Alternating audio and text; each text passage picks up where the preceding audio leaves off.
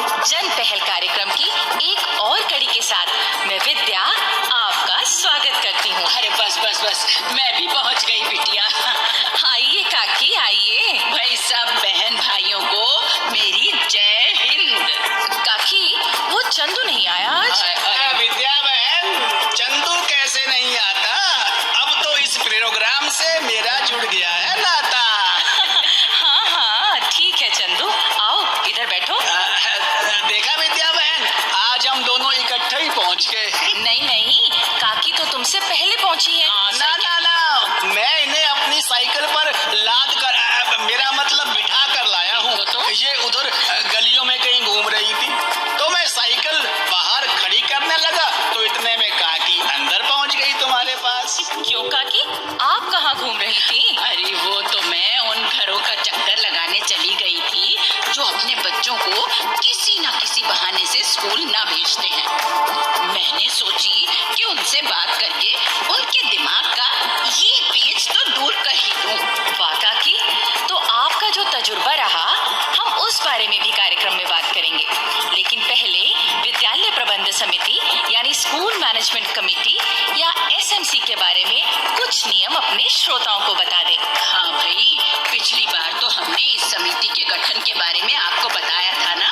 हाँ काकी, हमने शिक्षा के अधिकार अधिनियम के बारे में भी बात की थी, जो जम्मू कश्मीर राज्य के अलावा पूरे देश में लागू है, जिसकी धारा 21 के तहत ये व्यवस्था की गई है हर सरकारी विद्यालय में एक विद्यालय प्रबंध समिति होगी, यानी एसएमसी होगी, जो विद्यालय की गतिविधियों पर नजर रखेगी तथा बच्चों की पढ़ाई लिखाई में आने वाली समस्याओं को दूर करेगी। और ये तो हम आपको बता ही चुके हैं कि इस समिति में जो मेंबर होते हैं उनमें स्कूल में पढ़ने वाले बच्चों के माँ बाप या अभिभावक भी शामिल होते हैं। मुख्य रूप से उन्हीं का चुनाव होता है काकी। एसएमसी के 15 सदस्यों में से 11 स्कूल में पढ़ने वाले बच्चों के माता पिता या अभिभावक ही होते हैं। विद्या बहन, पिछले प्रोग्राम में जो बताया था उसे याद दिलाना अच्छी बात है, पर आज का प्रोग्राम पिछले वाले को याद करने में ना खर्च हो जाए। ठीक कहा चंदू। खैर, तो अब हम आज की बात पर आते हैं। तो ऐसा है साथियों कि एसएमसी के सदस्यों के लिए प्रशिक्षण कार्यक्रम भी चलाए जाते हैं, ताकि वो समिति के नियम कायदों को अच्छी तरह समझें और अपनी जिम्मेदारियों के बारे में जाकर उन्हें निभाना सीखें। अच्छा, तो आज इस बारे में बात होने वाली है। हाँ काकी, और इसके लिए हम सुनवा रहे हैं एक छोटी सी नाटिका। तो हुआ यूं कि अपने तेजली गांव में रहने वाला भोला स्कूल की एसएमसी का मेंबर बना, तो उसे भी प्रशिक्षण कार्यक्रम में जाने का मौका मिला। वहां से जब वो जानकार बनकर लौटा तो आते ही थकान के मारे सो गया। अरे नहीं चंदू, तुम सुनो तो।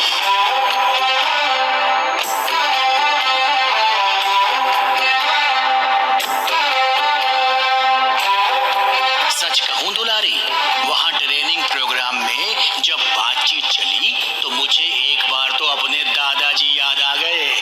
अरे कोई मुश्किल में फंस जाए तो उसे तो अपनी नानी याद आती है, पर तुम क्या इतनी बुरी तरह फंस गए थे जो दादाजी याद आ गए? तुम पूरी बात सुने बिना बीच में काहे कूद पड़ती हो? अच्छा, अब बताओ पूरी बात। वहाँ बातचीत में जब क्या कहते हैं वो भाई साहब को, हाँ, रिसोर्स पर्सन, तो उन्हें जब बातचीत में पता चला कि मेरे दादाजी बड़े देशभक्त थे, आजादी की लड़ाई में उन्होंने हिस्सा लिया था, तो सुनकर वो मुझसे बोले, भाई तुम भी तो देशभक्त हो। अच्छा, तो फिर तुमने क्या कहा? मैंने कहा जी हम कैसे देशभक्त हुए?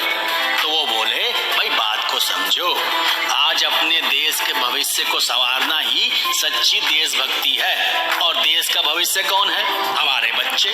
तो अगर एसएमसी में शामिल होकर बच्चों की पढ़ाई में योगदान दे रहे हो तुम, तो देश का भविष्य ही तो सुधार रहे हो, तो फिर तुम हुए ना देशभक्त।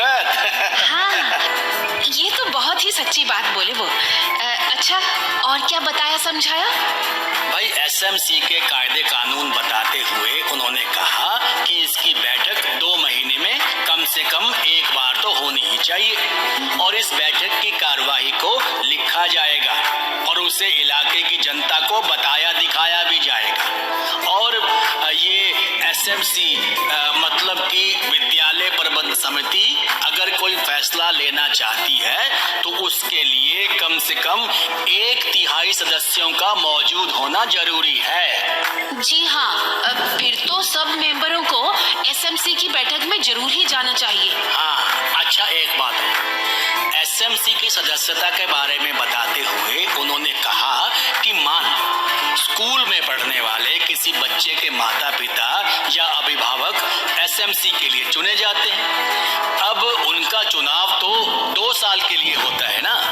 हाँ, 2 साल के लिए ही होता है, ठीक बात है। तो उन 2 सालों के भीतर अगर सदस्य माता पिता का बच्चा स्कूल की पढ़ाई पूरी कर लेता है या किसी और वजह से दूसरे स्कूल में चला जाता है तो उस सदस्य की जगह स्कूल में पढ़ने वाले किसी दूसरे बच्चे के माता पिता या अभिभावक को एसएमसी का मेंबर चुना जाएगा। अच्छा, तो ये नियम है। इसी तरह पढ़ाई के क्षेत्र में कार्य करने वाले किसी सामाजिक कार्यकर्ता को एसएमसी के सदस्य के रूप में शिक्षा विभाग के उप निदेशक अथवा उनके बराबर के किसी अधिकारी द्वारा चुना जाता है और एसएमसी के लिए अध्यापक सदस्य या विशेष रूप से बुलाए गए सदस्य का चुनाव स्कूल के अध्यापकों द्वारा होता है। अच्छा, वहां से एक और बात पता लगी।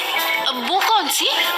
देखो, सरकार तो बहुत सी योजनाएं चला रही है जिनसे गांव वालों को गांव में रहकर ही पूरे साल रोजगार मिलता है, लेकिन फिर भी कुछ महीनों के लिए लोग रोजगार काम धंधे के कारण लंबे समय के लिए बाहर चले जाते हैं। तो एसएमसी के चुनाव के लिए या दूसरे किसी जरूरी फैसले के लिए एसएमसी की बैठक तभी बुलाने की कोशिश की जानी चाहिए जब ज्यादा से ज्यादा लोग गांव में ही हों। हाँ जी, सबकी राय तो बहुत जरूरी है ना।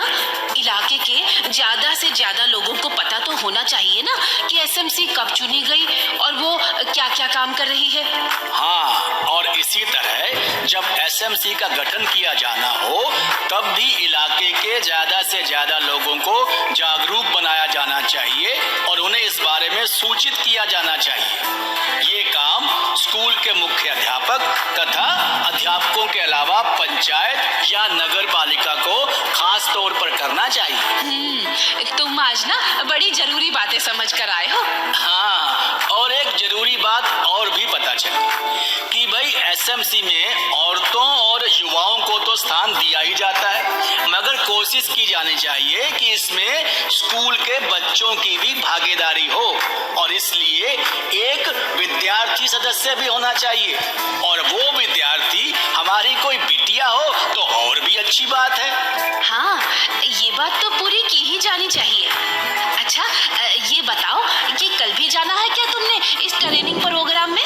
हाँ, कल तो हमें एसएमसी की जिम्मेदारियों के बारे में जरूर बताया जाएगा और फिर हमारे अलग अलग ग्रुप बनाकर उन जिम्मेदारियों को पूरा करने या स्कूल में आने वाली मुश्किलों के बारे में कोई हल निकालने को कहा जाएगा। फिर तो तुम्हें जरूर जाना चाहिए। हाँ दुलारी, हमारे बेटे सुबोध के लिए ही नहीं, ये तो इलाके के सभी बच्चों के भविष्य की बात है। हाँ। तो इसके लिए समय तो निकालना ही पड़ेगा, बिल्कुल। कोशिश तो करनी ही पड़ेगी। सही कहे। भाई, ये बड़ी अच्छी बात कही भोलाराम ने कि बच्चों के भविष्य की बात है, समय तो निकालना ही पड़ेगा। और भाई, इसी अच्छी बात पर हम सुनवा देते हैं ये अच्छा सा लोकगीत जिसमें सावन के त्योहार की मस्त छटा बिखर रही है।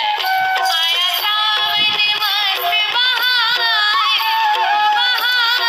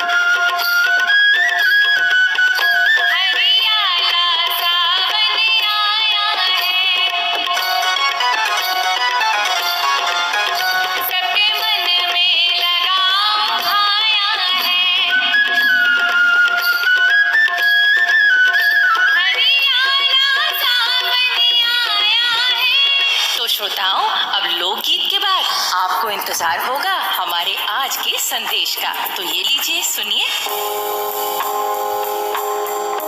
हमें जी जिला मुजफ्फरनगर, गांव बजेरी की राजवती। मेरी बच्ची स्कूल जाती है जी, नीतू नाम है उसका, चौथी क्लास में पढ़ती है। पहले तो हमारे यहाँ बच्चियों को स्कूल ना भेजते थे, भाई लड़की का मामला है ना। लेकिन एसएमसी वालों की जब बात सुनकर हमें तो लगा कि ये जो पढ़ाई लिखाई है ना, ये बच्चियों के लिए भी बड़े काम की है। गांव की और लड़कियां भी स्कूल जाती हैं, खुशी खुशी जाती हैं सब। पढ़ने लिखने का पूरा सम्मान है स्कूल में। और वो जो स्कूल में दिन के टाइम खाना मिलता है ना, मुफ्त मिलता है जो, उसका भी बहुत फायदा है। ताजा पका साफ सुथरा खाना मिलता है बच्चों को। बाकी स्कूल के कुछ कमरे हैं जो पानी गिरने पर टपकने लगते हैं। एसएमसी वाली कहते हैं जल्दी उसकी मरम्मत भी करा दी जाएगी। अच्छा विद्या बहन, आप जो बताती हैं ना कि बच्चे स्कूल में अध्यापकों से जो बातें सीखे वो उन्हें घर आकर अपने बड़ों को भी बताएं, है ना? हाँ चंदू, ताकि घर परिवार और आसपास के लोग भी ये समझ सकें कि बच्चे स्कूल जाकर कितनी सच्ची और अच्छी बातें सीखते हैं। इसलिए उन्हें स्कूल जरूर भेजना चाहिए। हाँ विद्या बहन, अब देखो ना, उस दिन राम सूरत की बच्ची मीका ने आंगन में रखे सब पुराने टूटे फूटे बर्तन उठाकर फेंक दिए। बोली स्कूल की बहन जी ने बताया है कि इन बर्तनों में पानी जमा होता है और उससे पैदा होते हैं मच्छर। अब राम सूरत और उसकी बीवी ने मान लिया है कि वो कहीं पर भी पानी जमा नहीं होने देंगे। अरे वाह वाह वाह, ये तो बहुत बढ़िया बात है। तो भाई भाइयों और बहनों, आपके पास भी बच्चों द्वारा परिवार में ज्ञान का प्रकाश फैलाने की कोई घटना हो तो हमें जरूर लिख भेजिए।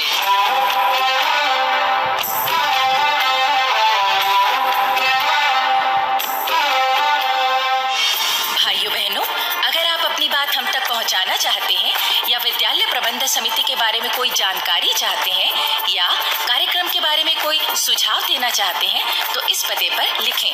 हमारा पता है समग्र शिक्षा उत्तर प्रदेश, सर्व शिक्षा अभियान ऑफिस, विद्या भवन, प्रथम तल, फर्स्ट फ्लोर, निशांतगंज, लखनऊ 226007। तो अब जन पहल के अगले कार्यक्रम तक